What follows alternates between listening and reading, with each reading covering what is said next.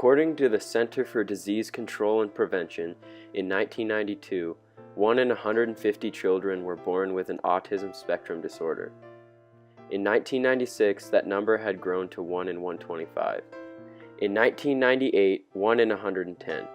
By the millennium of year 2000, 1 in 88 children born were diagnosed to be on the spectrum of autism. About 1 in 6 children in the U.S. had a developmental disability in 2006 to 2008, ranging from mild disabilities such as speech and language impairments to serious developmental disabilities such as intellectual disabilities, cerebral palsy, and autism. Autism spectrum disorder is reported in all racial, ethnic, and socio-economic groups. Now, in 2013, the young people affected by the explosion of autism as well as other disabilities are aging out of the public school system where they have received the majority of services. They are entering adulthood. Their future is uncertain as the quantity of facilities to serve them appropriately with the dignity are sorely lacking. Without visionary thinking, qualified and dedicated staff, and a supportive and continuous source of funding, the future of thousands is uncertain. This is why a group of parents and professionals formed Living Independence for Everyone, or Life in Alaska.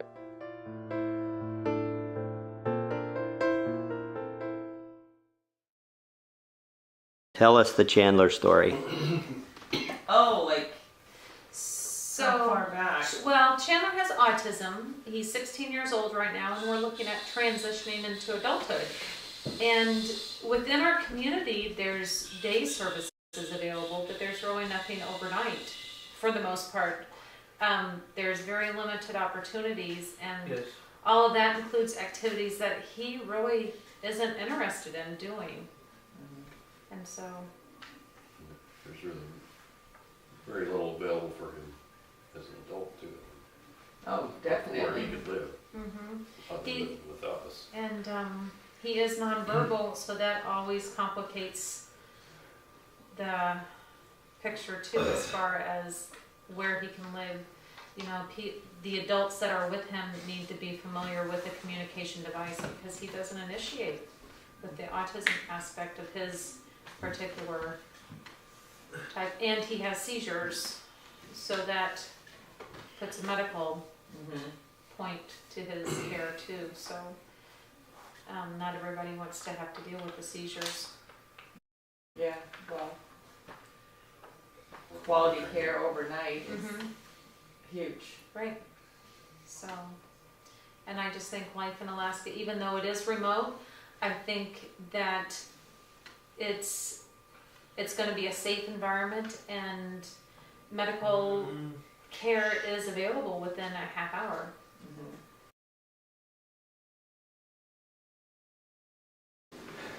Well, we knew when Louis was 1.5 that something was not right. He received his diagnosis at 2.5. Just before he was 3, yeah.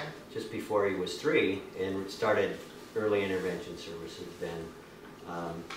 Then it was easy when you have a 3-year-old that you can easy manhandle and manipulate physically. I'll never forget, the first time we started. A teacher started working with him. We had to pin him into a corner because Louis would not look you in the eye. That took years to get him to do that. Hit M&Ms and I don't know, all sorts. We use food rewards to get him. And we still do. So, he didn't know anything. No. But anyway, we lived in a rural, remote place there, where we had, it was a struggle to educate the school system on what autism was, and trying to coordinate community services with Community Connections and the school to get all those resources going in one direction was consistent expectations. Was something new to the school and the community organizations, and we struggle with that every day to make sure that everybody's going in the right direction for the benefit of the child, working on the same goals, being consistent with language, and all those things that are so important, that make communicating or really just dealing with Louis It just has to be that way. Louis Gerald Wicker.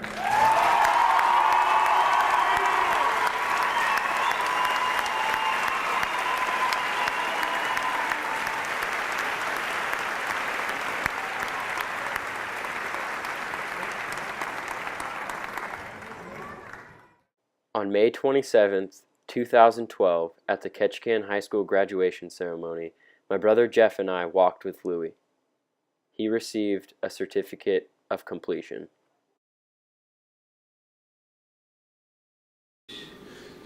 As Louis, who is 19 now, we enter a whole different world of, okay, what happens when we're not here? What were we thinking in Craig though? Well, our house in Craig, which is a kind of a lodge-based place, it's on the beach, it's a log house, and our plan was to make it a lodge, have out cabins or cabins where people could, or residents could stay. Actually, we were going to make it a lodge, and then Louis was going to help us to work the lodge, and that would be his jobs, because one thing that's really hard. He was going to live with us. He was going to live with us. We knew that he needed meaningful employment, not something that was just fabricated, either from the school district or whatever. He needed meaningful employment because he knows whether it's meaningful or not. We were going to put an apartment over the garage that was perhaps connected to the house, Right? so that he could be as independent as he was ready to be, but close to us, because we kind of, I mean, we're always hoping he's going to be able to be taking care of himself more than he is now, and reality is he's 19, and The fatal flaw in our plan was that we're not going to live as long as Louis. So what happens when we're gone and our house is still over there? What happens? Who's going to run all and that? that's all he knows. And that's all he knows. So that was, I think, whether we knew it or not, the spark of Life in Alaska. What all the events that have happened in the last 6 months have been a bit scary because they've all lined up. And this is just another step of I think where we're trying to get to not only give Louis a life, but to give us a life, our Louis' brothers a life. And Somewhere where we like to be. really, life stands for living independence for everyone. And I think that's really what we're striving for. It's remarkable. Life in Alaska is an organization that is currently seeking nonprofit status and whose purpose is to provide a safe, productive, and meaningful environment for people with disabilities in a whole life Alaskan setting while striving to meet each individual's plan of care. Using a multi-level approach, we intend to meet full life goals for the permanently disabled to include behavioral health advocacy for long life transitional services. Life in Alaska will support quality of life and self-determination through building community support for transitional adults with disabilities. Because our resources alone are not enough to secure startup funds for the main office setup and turnkey lodge on 62 acres, we are requesting private donors. Private funding will provide for setup costs, consultants for strategic planning, and grant writer fees. Grant funding will provide for pre-development phases, post-secondary educational and employment opportunities, subcontracting services, and equipment, supplies, technology, and direct costs associated with the project. For more information, visit our website at www.lifeinalaska.org or contact Cheryl Ross at cherylross22@gmail.com.